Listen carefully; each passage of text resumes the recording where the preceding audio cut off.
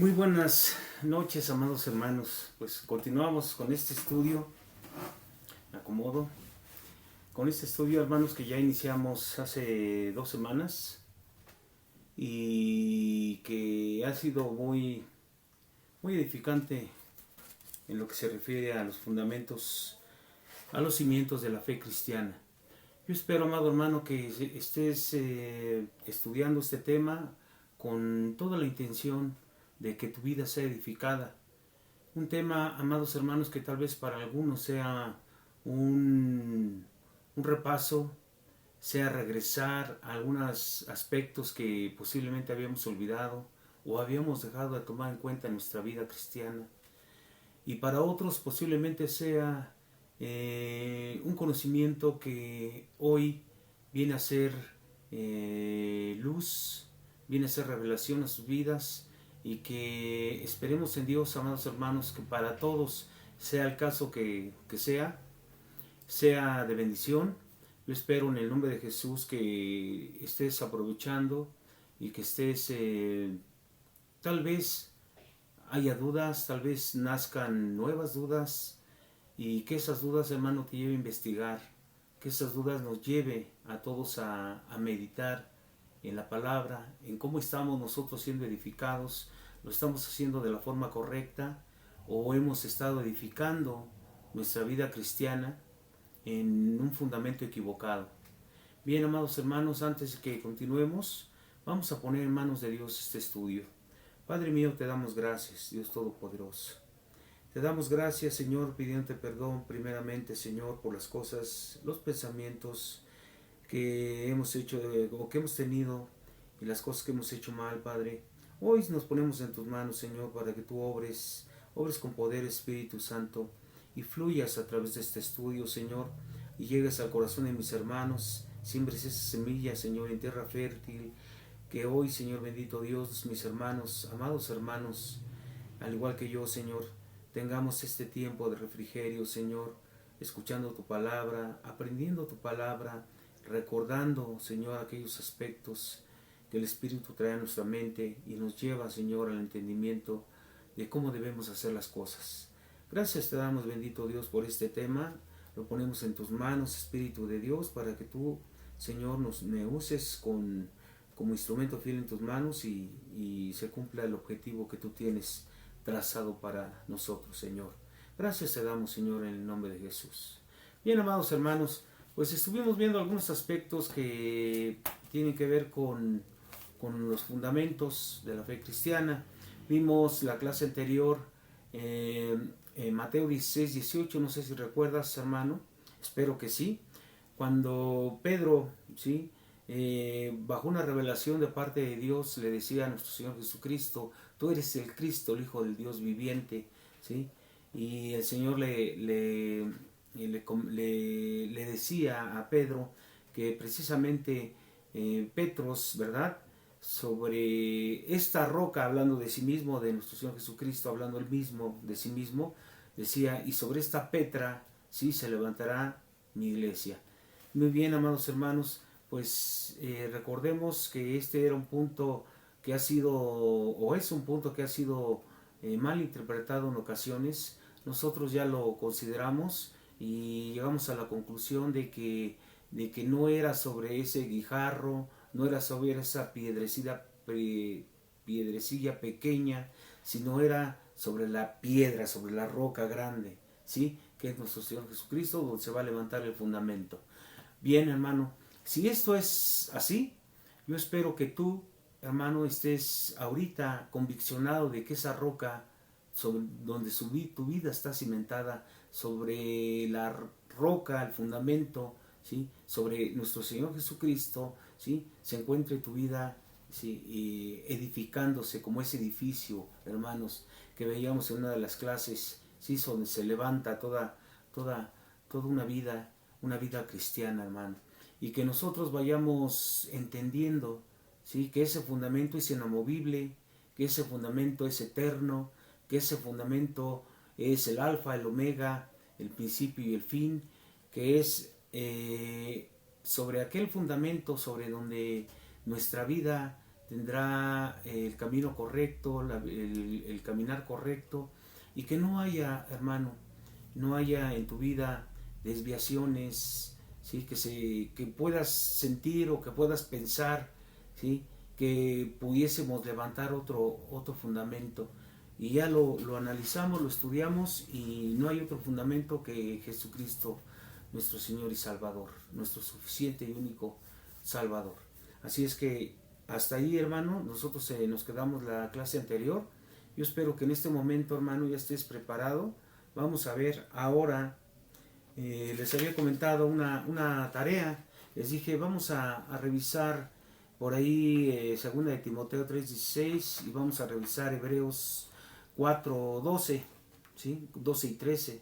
Así también 2 de Timoteo 3:16 y 17 son importantes. Las vamos a ver en el transcurso. Pero yo quiero retroceder un poquito, nada más, hermano, ya partiendo de la base, el fundamento que está establecido para nuestra vida, ¿sí?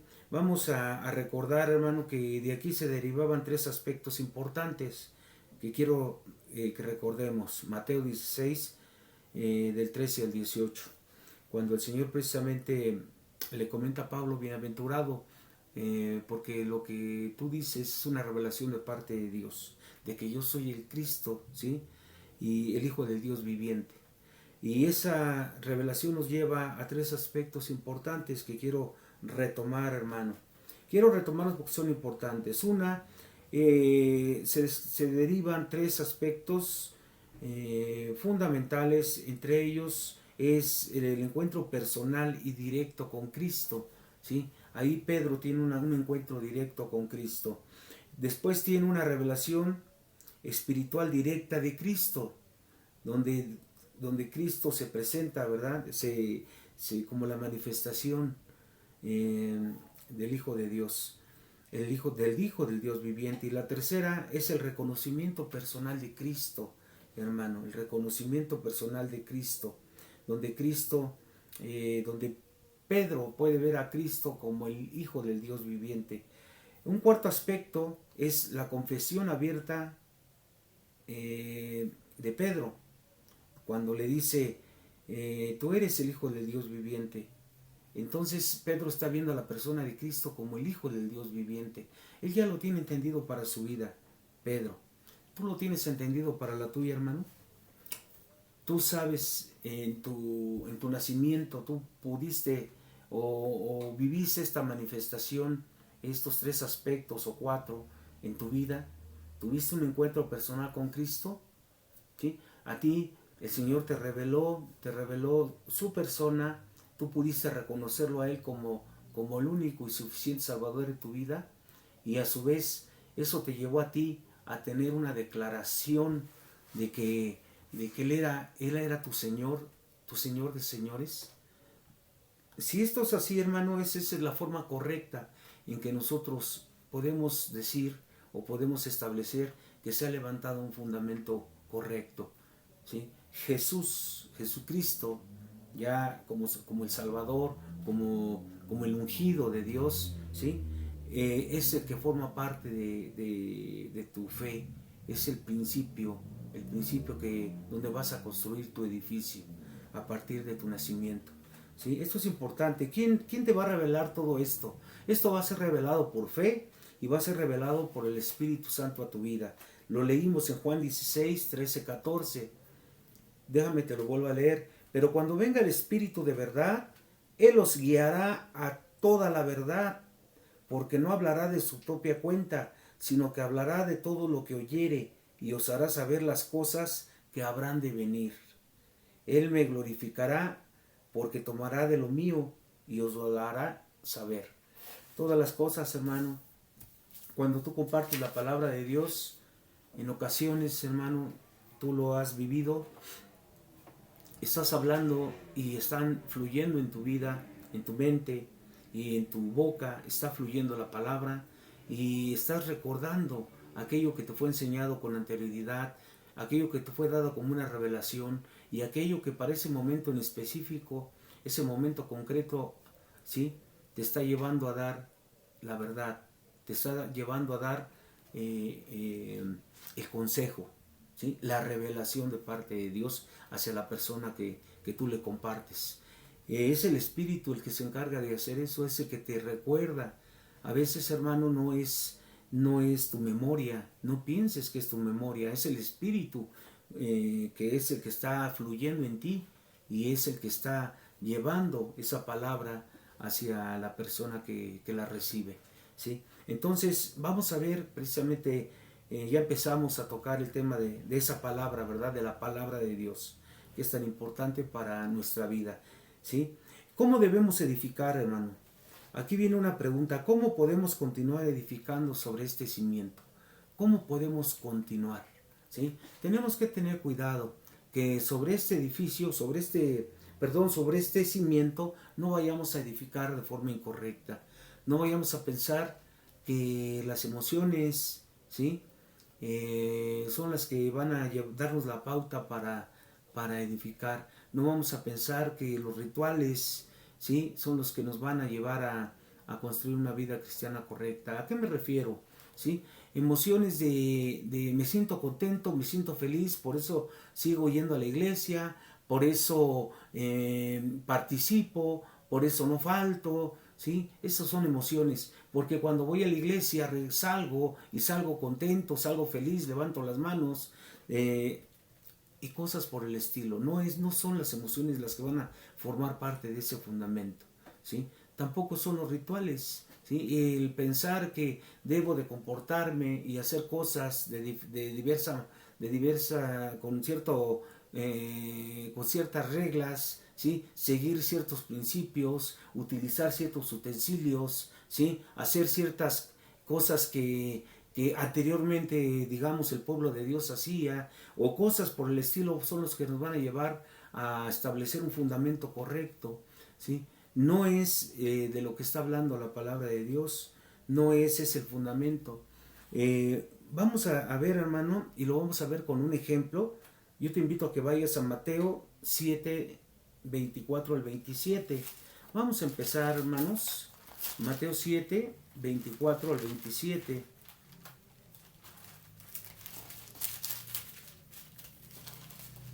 Mateo 7,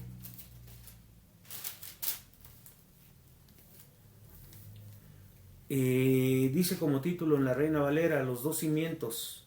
Dice: cualquiera pues que me oye estas palabras y las hace, le compararé a un hombre prudente que edificó su casa sobre la roca. Aquí vamos a hacer un alto.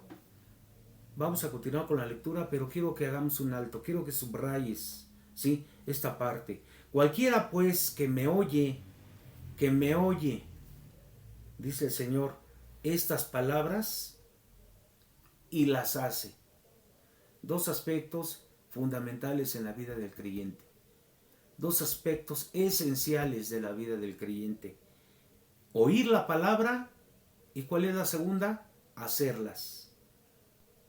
Cualquiera que me oye estas palabras y las hace, dice, continuamos leyendo, le compararé a un hombre prudente que edificó su casa sobre la roca. Descendió lluvia y vinieron ríos, soplaron vientos, golpearon contra aquella casa y no cayó porque estaba fundada sobre la roca. Pero cualquiera que no me oye estas palabras, lo contrario, hermano, y no las hace, lo contrario, cualquiera que oye estas palabras, pero no las hace, o sea, desobediencia, le compararé a un hombre insensato que edificó su casa sobre la arena. Y descendió lluvia y vinieron ríos y soplaron vientos y dieron con ímpetu contra aquella casa y cayó y fue grande su ruina. Y cuando terminó Jesús, y fue grande su ruina. Hasta ahí nos quedamos, hermanos. Aquí, tanto el hombre sensato como el insensato recibieron una prueba. La prueba fue las inclemencias del tiempo. Llámese lluvia, tormenta, tempestad, tsunami, etc.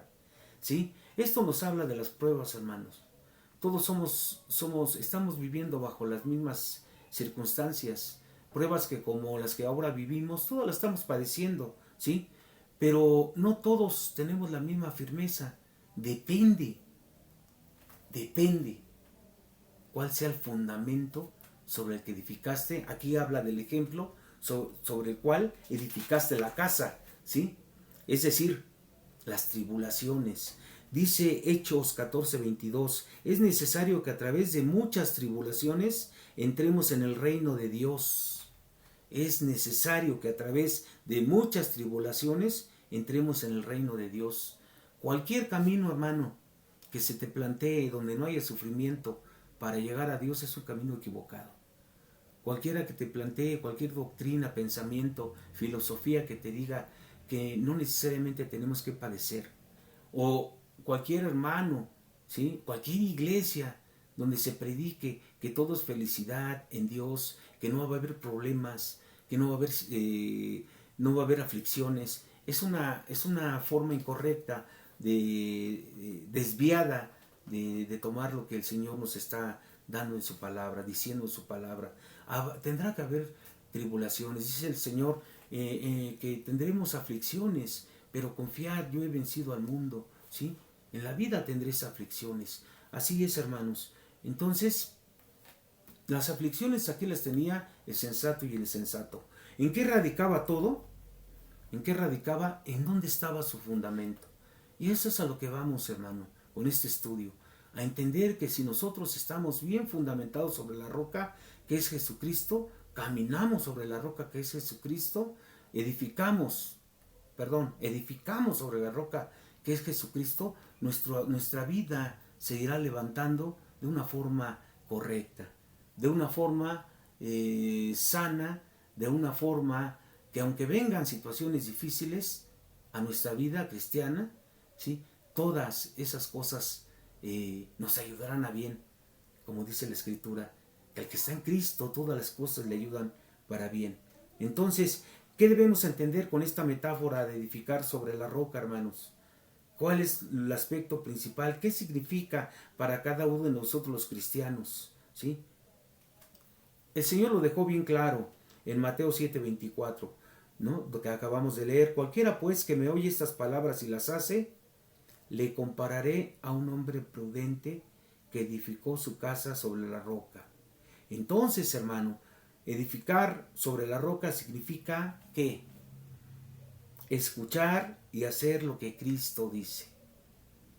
Una vez puesto el fundamento, Cristo la roca, en nuestra vida, entonces edificamos sobre el cimiento, oyendo y cumpliendo la palabra de Dios, estudiando y aplicando la palabra de Dios en nuestra vida. Esta es la enseñanza, hermano. Esta es la instrucción más importante. Hoy, hermano, es algo que tú has escuchado miles de veces, yo creo. ¿Sí? Que hemos escuchado que tenemos que ser hacedores de la palabra, no solamente oidores. Pero es ahí donde fallamos todos, hermano. Es ahí donde se rompe la fórmula. Es ahí donde la instrucción se corta, ¿sí? Porque nos tendemos tal vez a escuchar la palabra, tal vez a estudiar la palabra, ¿sí? Pero no la vivimos. Y ahí, hermano, ahí es donde radica uno de los problemas principales. Retomando los temas que comentamos anteriormente, primeramente tiene que haber un nacimiento genuino, hermano.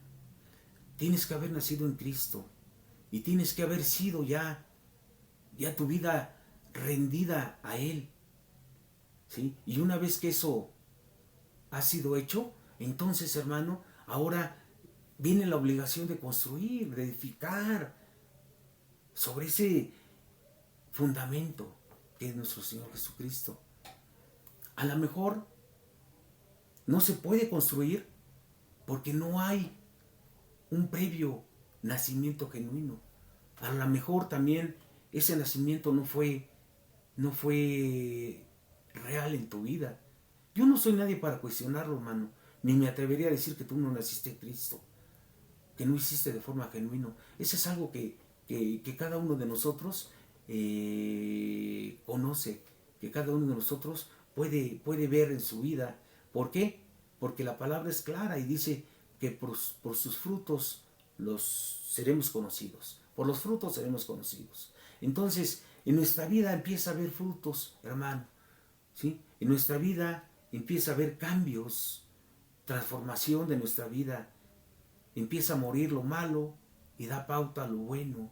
Empieza a morir nuestra justicia y a implantarse la justicia de Dios. ¿Sí? Entonces tenemos que revisar y estar seguros de que nosotros, hermanos, nacimos de nuevo y que ya sobre ese nacimiento construimos una casa como un hombre sensato y se empieza a levantar un edificio ahí, sobre esa construcción. ¿Sí? Es importante, hermano, perdón por estar recalcando sobre este punto, pero tiene que quedar claro en nosotros. ¿Sí? ¿Por qué razón en la actualidad a muchos hermanos se les hace fácil estar un tiempo, venir con una necesidad, reciben el milagro de parte de Dios y se van? ¿Por qué no continúan? ¿Por qué hay hermanos que en un momento dado, me sucedió con una hermana que desde el momento en que yo me bauticé, todo empezó a hacer una revolución en mi vida, mejor yo me alejo? ¿Sí? Entonces, ¿qué pasa con ese fundamento? ¿Qué pasa con ese nacimiento, hermano? Perdón, con ese nacimiento. ¿Sí? ¿Entendemos que hemos nacido de forma genuina? Adelante, hermano. Continuamos con la edificación de ese edificio que es los fundamentos de nuestra fe. ¿Sí? Entonces, aquí las palabras claves, hermano, sobre esa parábola. Déjame comentarte una parábola, hermano, como te lo estoy mencionando.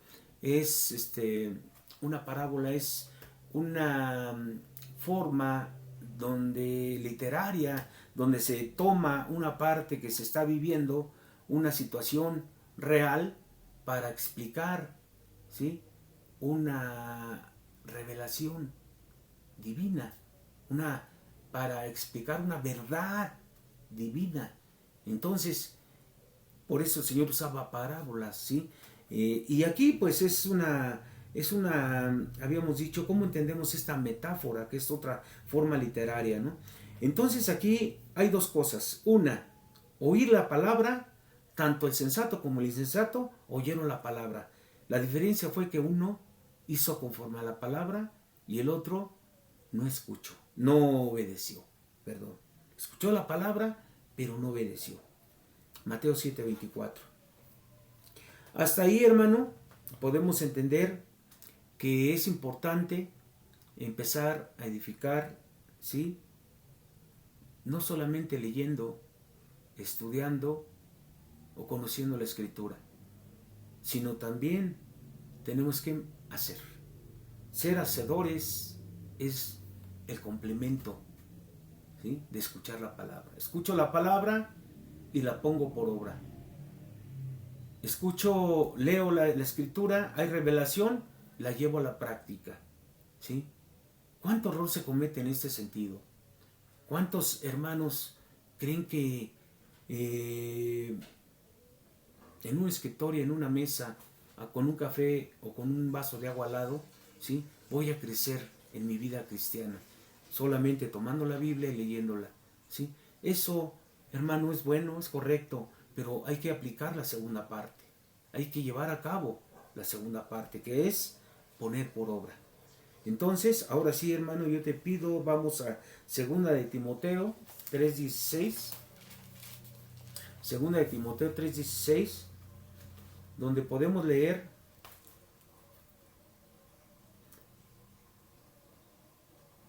¿qué es la Escritura? 2 de Timoteo 3:16. ¿Ya estás ahí? Dice la palabra de Dios, 2 de Timoteo 3:16. Toda la Escritura, ¿qué es la Escritura, hermano? Es la palabra de Dios. Es inspirada por Dios. Es la palabra, la voz escrita de Dios, ¿sí? Es útil para enseñar. Hablamos aquí de su utilidad. Útil para enseñar, para redarguir. Redarguir quiere decir la confrontación del Espíritu con tu pecado, la confrontación de tu espíritu, del Espíritu Santo con lo que tú vives, ¿sí?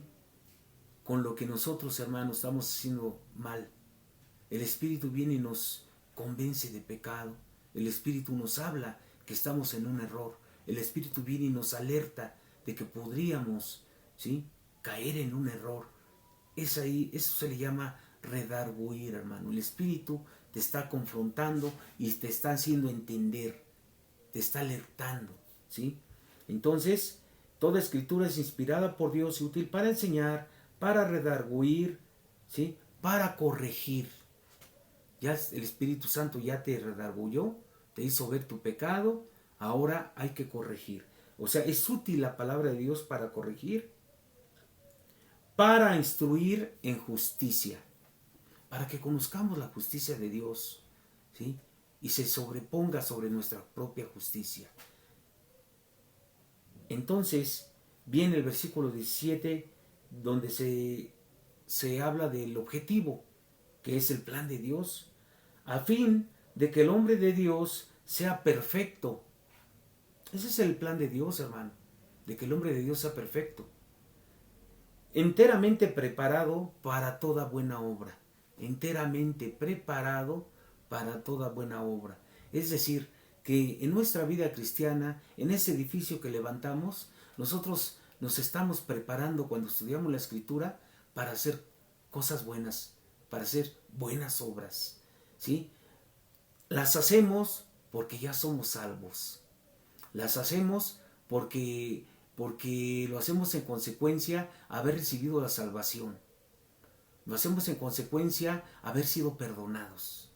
Lo hacemos en consecuencia al haber entendido que estábamos en el camino equivocado, que estábamos en las tinieblas, en el camino incorrecto, y que ahora vamos a caminar de forma diferente, transformados, una mente renovada, ¿sí?, con un nuevo objetivo en nuestra vida, una vez reconociendo que nuestra vida ahora es eterna y que nuestra vida tiene una meta, y que esa meta es precisamente la estatura del varón perfecto, es decir, alcanzar la estatura de nuestro Señor Jesucristo, al nivel en el que Él nos lo va planteando a través de su palabra. Eso no quiere decir que el propósito es llegar a ser Dios, hermano, no te equivoques. Es llegar a tener el carácter de nuestro Señor Jesucristo, ¿sí? En ese momento, hermano, nosotros habremos de cumplir la redención en nuestras vidas. Cuando nosotros nacemos, empieza una regeneración. Todo se empieza a regenerar, ¿sí? Es como lo que le sucedió a Lázaro al resucitar. Ya estaba podrido, ya apestaba, ¿recuerdas esa parte de la Escritura? Pero el Señor regenera todo en su vida, ¿sí? Regenera todo. Así es, hermano, nosotros en nuestro nacimiento todo empieza a ser regenerado, todo empieza a ser también renovado. He aquí, todas las cosas son hechas nuevas, todo es nuevo. En el orden espiritual, todo empieza a ser diferente. Tu justicia ya no es lo importante, ahora es la justicia de Dios. Por la soberanía de Dios, ahora la voluntad de Dios es lo que nosotros debemos de aspirar a cumplir en nuestras vidas. Que se cumpla esa voluntad de Dios en nuestras vidas. Eso es lo más importante, hermano. Que todo lo que Dios ha planeado para ti, ha planeado para la iglesia, ¿sí?, se vaya cumpliendo. En la medida de que no solamente seamos oidores, sino que también seamos hacedores. Vamos a Hebreos 4:12. Vamos al libro de Hebreos 4:12. Hebreos 4:12 dice: porque la palabra de Dios es viva y eficaz. Viva y eficaz. Esto es importante a partir de este momento que lo tengamos muy en cuenta. ¿Cómo es la palabra de Dios? Es viva, contrario a muerta, a palabra muerta, ¿sí? Si tú agarras un libro, es un cúmulo de letras, ¿no? letra muerta. Pero si tú agarras la Biblia, por ser la voz de Dios, por ser la palabra de Dios, por ser Dios mismo, el que habla a través de esta escritura, ¿sí?, es viva. ¿Por qué? Porque nuestro Dios es vivo. Entonces, porque la palabra de Dios es viva, es viva.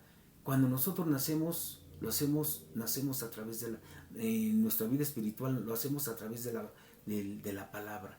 Y esa palabra nos vivifica a nosotros. Vivificar significa que nos da vida. Pasamos de muerte a vida. Y dice el Señor, una vida en abundancia. ¿Sí? Juan 10:10. Nuestra vida ahora es en abundancia. Empezamos a vivir de forma diferente. Empezamos a vivir gracias al sacrificio de nuestro Señor Jesucristo, al haber muerto por nosotros y al haber resucitado por nosotros. Es la consecuencia de la resurrección. Él es la primicia y nosotros juntamente con Él también somos resucitados. Y ahí nuestra vida empieza a ser vivificada. Entonces la palabra de Dios es viva y eficaz. ¿Qué significa eficaz? ¿Sí? Y certera. ¿Qué significa eficaz? Aparte de certera, ¿qué sinónimo podríamos utilizar? Es lo correcto, es lo exacto, es lo verdadero, es lo necesario, es lo perfecto, ¿sí? Porque la palabra de Dios es viva y es eficaz, ¿sí?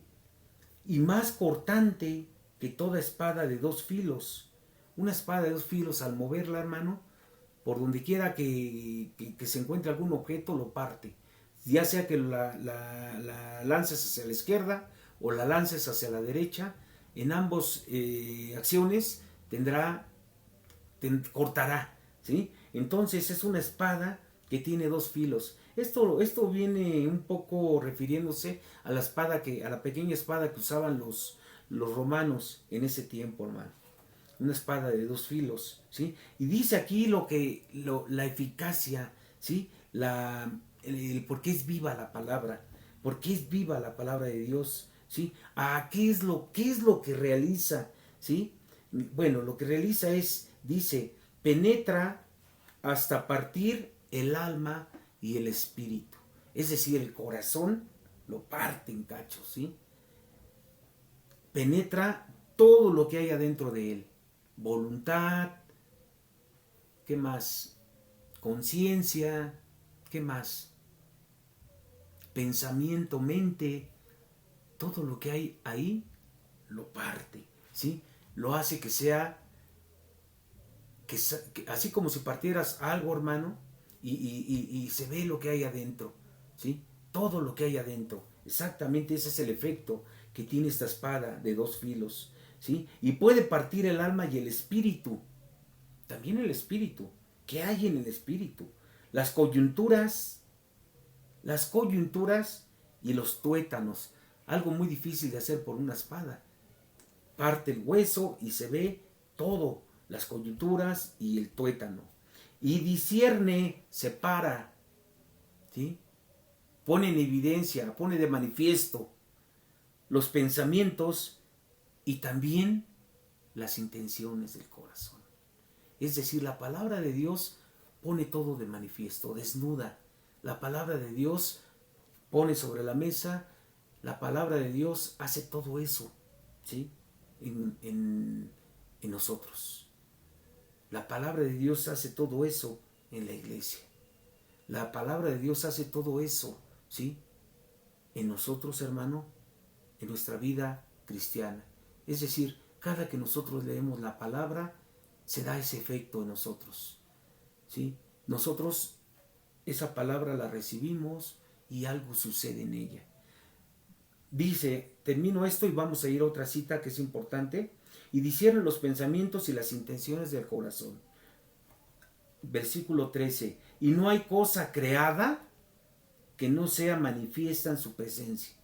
En la presencia de la palabra de Dios, en la presencia de vamos a ir ahorita al verbo, que es la palabra. Antes bien, todas las cosas están, ¿cómo están? Desnudas y abiertas a los ojos de aquel a quien tenemos que dar cuenta. ¿Sí? Hermano, ¿hay algo que podamos hacer o hagamos que no esté en los ojos del Señor?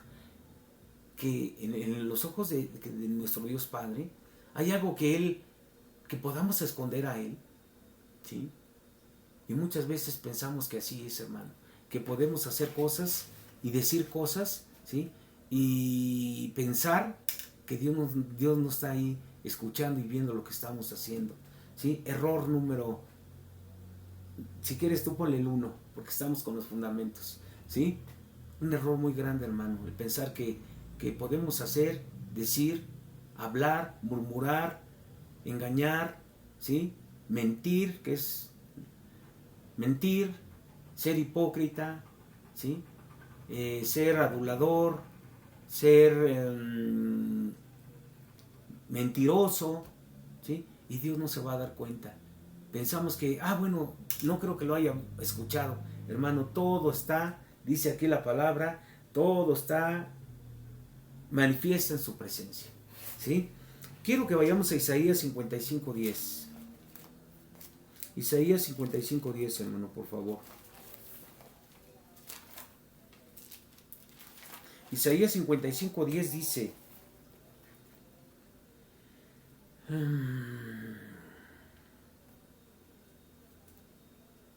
porque como desciende de los cielos la lluvia y la nieve, y no vuelve allá, sino que riega la tierra, y la hace germinar y producir, y da semilla al que siembra y pan al que come.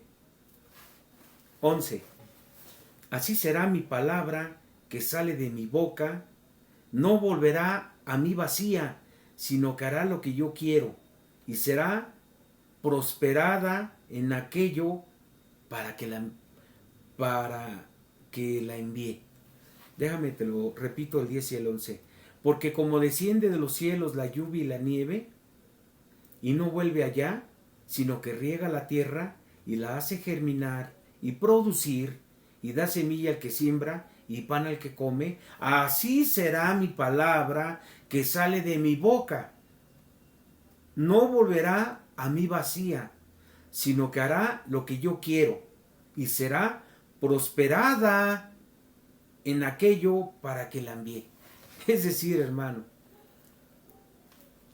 retomando Hebreos 4, de 12 y 13, la palabra, hermanos, no regresa vacía, es viva y eficaz, más cortante que una espada de dos filos, discierne todo habido y por haber en nosotros, hermanos. Ese es el poder, habla del poder que tiene la palabra de Dios, ¿sí? La creación misma y todo habido y por haber, todo fue creado por la palabra. Todo, amados hermanos, ¿sí? El poder creador, el poder transformador, el poder sanador, el poder restaurador, el poder liberador, el poder consolador, el poder en general está en la palabra de Dios. ¿Esto a qué nos lleva, hermanos? Haciendo una conclusión de esta parte. Esto nos lleva a entender que la palabra de Dios, hermanos, es parte del fundamento de nuestra vida cristiana. Ya está la piedra, ya está la piedra, la roca grande, ya está el fundamento, que es Jesucristo. Ahora empezamos a edificar, lo vamos a hacer a través de la palabra de Dios. Yo no puedo edificar sobre otra base, porque entonces no sería sobre el fundamento que es Jesucristo. Y salirme de ese fundamento. ¿Cuántos lo han intentado, hermanos? ¿Cuántas sectas hay en el mundo? ¿Cuántas religiones hay? Algunas se proclaman cristianas, pero están fuera del fundamento. Y nosotros hoy vamos a entender que precisamente la parte esencial, sustancial de ese fundamento que va a hacer que se pueda edificar, que es nuestra vida, es la palabra de Dios. Pero no es una palabra muerta, es una palabra, en primer lugar, que se recibe por fe, que se escucha por fe, que se estudia con fe. Es una palabra donde nosotros, hermanos, al estarla leyendo, vamos a estar ciertos de la verdad, de la realidad que se está diciendo en ese momento.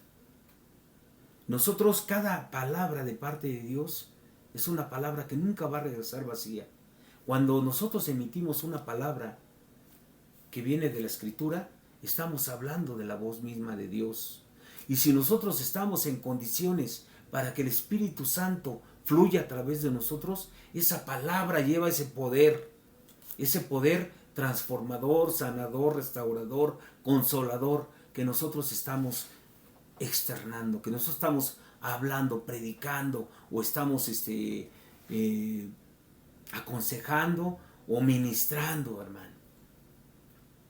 El poder de la palabra, ya lo vimos en Hebreos 4, 12, 13, ya lo vimos en 2 de Timoteo 3, 16 y 17, sobre el plan de Dios.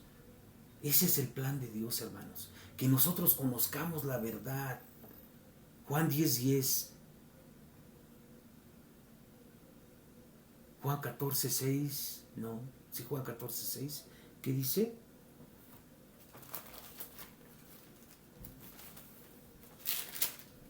El Espíritu mismo nos va revelando, hermanos, los versículos que debemos de estudiar. Juan 14, 6. Jesús le dijo: yo soy el camino y la verdad y la vida. Nadie viene al Padre sino por mí. Yo soy el camino y la verdad y la vida. ¿De qué estamos hablando? De vida. ¿De qué estamos hablando? De verdad, de realidad. De eso estamos hablando. Y ese es el poder que tiene la palabra de Dios. Dígale amén, hermano. Amén, gloria a ti, Señor. Gloria a ti. Dice, ahora sí vámonos a Juan 1, al libro de Juan. En el principio, es decir, en la eternidad pasada, era el Verbo. Y el Verbo era con Dios.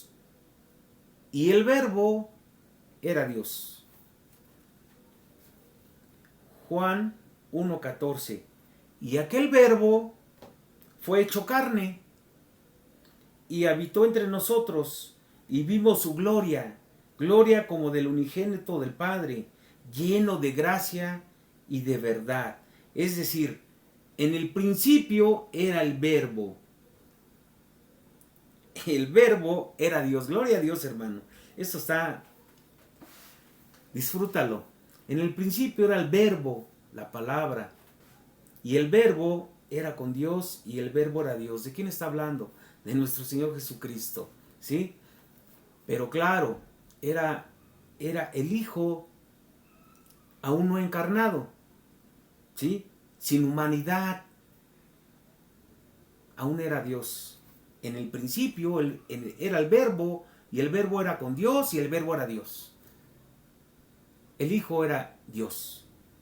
Y ya en el 14 dice, y aquel Verbo fue hecho carne, es decir, encarnó. Es decir, vino a morar con nosotros. Es decir, tomó forma de hombre. Siendo Dios, no escatimó ser igual a Dios o ser Dios, y tomó forma de hombre. Y habitó entre nosotros, y vimos su gloria, gloria como el del unigénito del Padre, lleno de gracia y de verdad. Entonces Juan 1.1 nos habla de Jesús, Juan 1.14 nos habla de Jesús pero encarnado, ¿sí? Cuando Él toma ya la humanidad.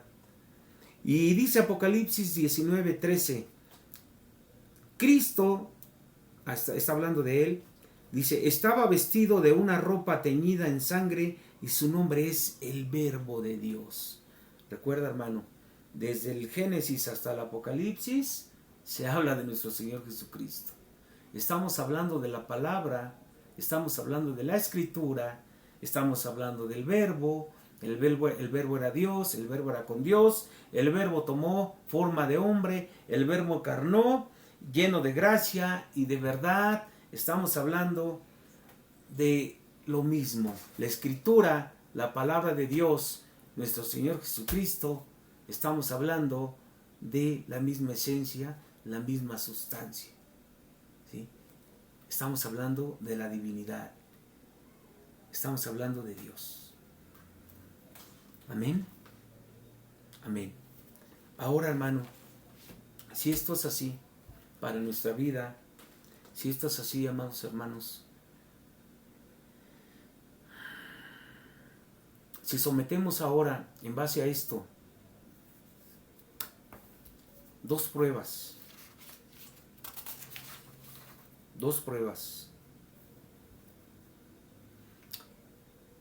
de si somos o no cristianos. ¿Cómo podemos saber si somos cristianos, hermano? ¿Cómo? En base a lo que leímos hace rato, ¿cómo podemos saber si somos o no cristianos? ¿Cuáles eran las principales enseñanzas? O más bien, ¿cuál era lo que distinguía al sensato y al insensato? Lo que los distinguía era el que guardaba y el que no guardaba la palabra. ¿Sí? Entonces, nosotros para decirnos cristianos tenemos que no solamente oír la palabra, estudiar la palabra, ¿sí? Sino también tenemos que guardar, es decir, hacer cumplir la palabra de Dios. ¿Cómo hacerla cumplir? En nuestra vida. Se tiene que dar el cumplimiento de la palabra de Dios. Esto es lo que nos va a llevar, hermanos, a ser frutos dignos de arrepentimiento, es decir, de nuestra vida pasada. Eso es lo que nos va a dar que seamos una nueva persona, ¿sí? Y eso es lo que nos va a dar a nosotros la categoría de creyentes en Jesucristo, la categoría de hijos de Dios, ¿sí? Eso es el haber creído, pero también el llevar a cabo lo que hemos creído. ¿Recuerdas a Pablo? Yo sé en quién he creído. ¿Qué hacía Pablo? Por consiguiente, hago lo que me dice aquel en quien he creído. Entonces, una de las primeras pruebas que nos pueden hacer entender si somos o no cristianos es: ¿somos discípulos? Es el discipulado, hermanos. ¿Qué dice la palabra de Dios con respecto a esto? Vamos a ver. Dice Juan 14:23. Estamos otra vez en Juan 14:23. Dice Juan 14:23. Respondió Jesús y les dijo: el que me ama, ¿sí? No dice el que me sigue, el que me ha oído, el que habla de mí, el que me predica, el que me estudia. No dice eso. Dice el que me ama. El que me ama, ¿a quién? A Jesús. El que lo ama a Él. Habíamos dicho que Jesús era ¿qué? El verbo, es decir, la palabra. El que ama a Jesús, el que ama al verbo, el que ama la palabra de Dios, ¿sí? Mi palabra, otra vez aquí nos lo repite, guardará. Y mi Padre le amará. Y vendremos a Él y haremos morada con Él. Importante, hermano. Esto es muy importante.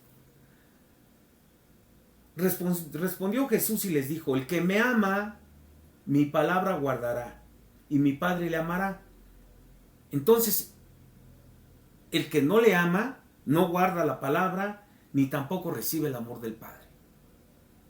Dice que si es como Él lo establece aquí, el que me ama, ¿amamos a Dios, hermano?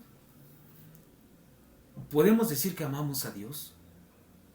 Pero uno no nos gusta leer su palabra. Pero no nos gusta estudiar. Queremos nada más oír. Queremos recoger las migajas que caen de la mesa. ¿Sí? No, me da flojera. No se me da la lectura. Me quedo dormido. No me gusta leer. ¿Puedes hablar así y decir que amas a Dios? Aquí el Señor es claro. El que me ama, mi palabra guardará. Y mi Padre le amará. Como consecuencia, ¿qué va a suceder si nosotros amamos al Señor y amamos su palabra? Que es el amor al mismo. Amamos a Dios y amamos su palabra. Entonces el Padre nos amará. ¿Y cuál va a ser la consecuencia? Shekinah, hermanos. Cielos abiertos. Eso es la consecuencia. La presencia de Dios en nosotros. Haremos morada con Él, dice el Señor. Padre e Hijo y Espíritu Santo harán morada en nosotros. Porque todo se acciona a través del Espíritu Santo. Por la fe. Importante, hermanos. Si esto es así, ¿qué dice Juan 8:31? Regresamos.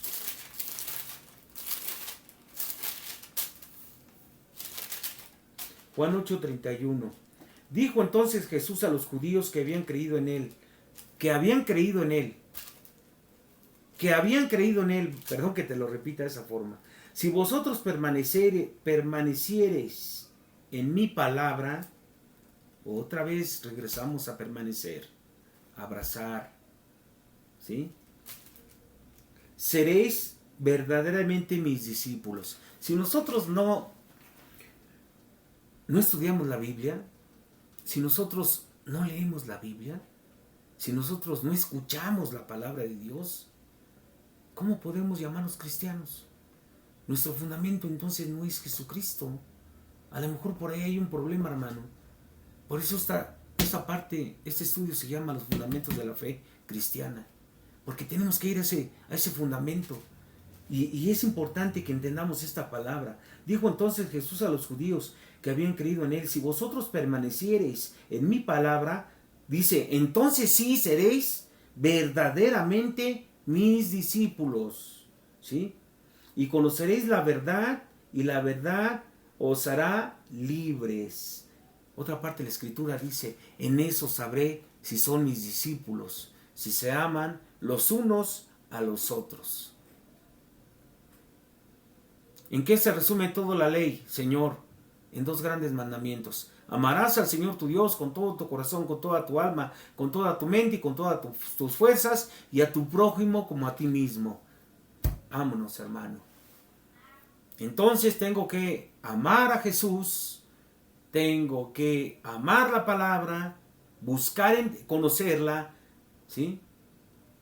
Leerla, estudiarla, y además tengo que amar a mis hermanos.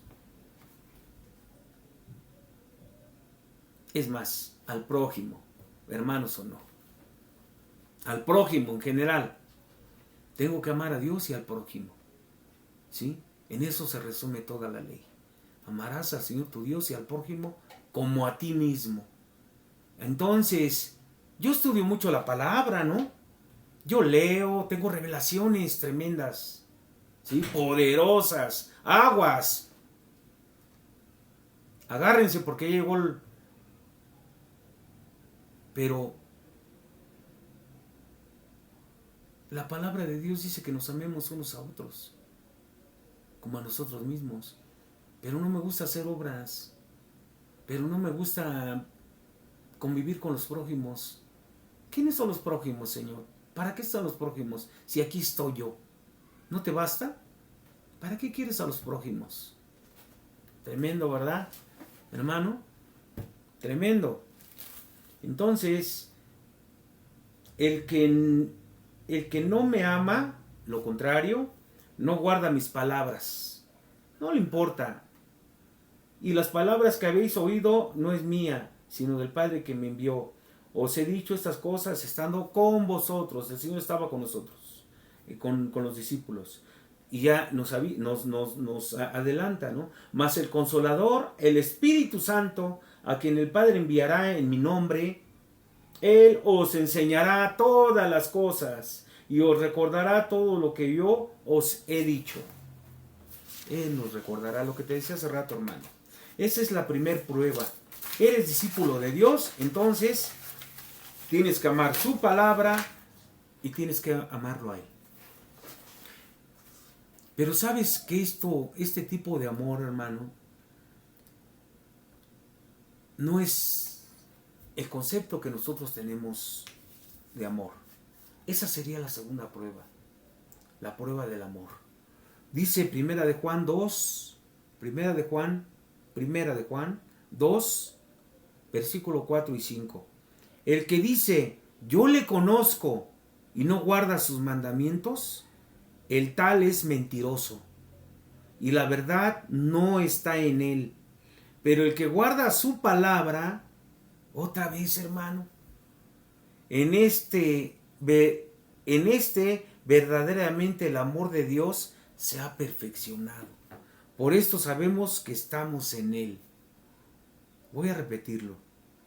El que dice, yo le conozco y no guarda sus mandamientos, el tal es mentiroso y la verdad no está en él. Pero el que guarda su palabra, en este verdaderamente el amor de Dios se ha perfeccionado. Por esto sabemos que estamos en él. Primera de Juan 2, versículo 4 al 5. ¿Cómo debe ser entonces la actitud de el Hijo de Dios hacia la palabra de Dios? ¿Cómo debe ser? Hacia Dios mismo. No podemos amar más a Dios y menos a la palabra. Ni más a la palabra y menos a Dios. De la misma forma en que amemos a Dios, debemos amar su palabra. Amados hermanos, hay dos pruebas que nos definen como cristianos y que hablan del fundamento sobre el cual se está levantando nuestra fe cristiana. Si verdaderamente somos sus discípulos y si verdaderamente amamos a Dios, Padre, Hijo y Espíritu Santo, y amamos su palabra, la Biblia, la palabra escrita de Dios, Jesucristo, la palabra encarnada de Dios.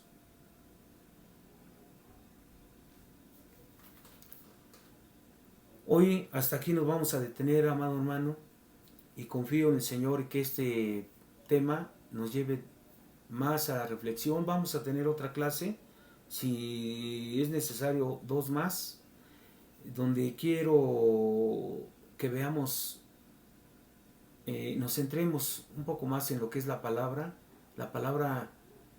como autoridad, ¿sí? Y la forma en que se manifiesta en los hijos de Dios, la forma en que se afecta en el mundo y aún en el mismo diablo, hermano. El poder que tiene la palabra. Pero hoy, hermano, nos quedamos con esta parte. Le damos gracias a Dios. Yo espero que haya habido revelación en tu vida. Yo espero, hermano, que se haya entendido que no podemos hablar de construir un edificio, hermano, de una forma insensata, sino tiene que ser una forma sensata, ¿sí?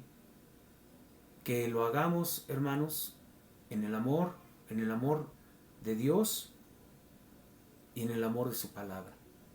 Que entendamos, hermanos, que la palabra, conocer la palabra, leer la palabra, vivir la palabra, entender cuáles son las instrucciones que Dios nos da de vida, entender, hermano, cuáles son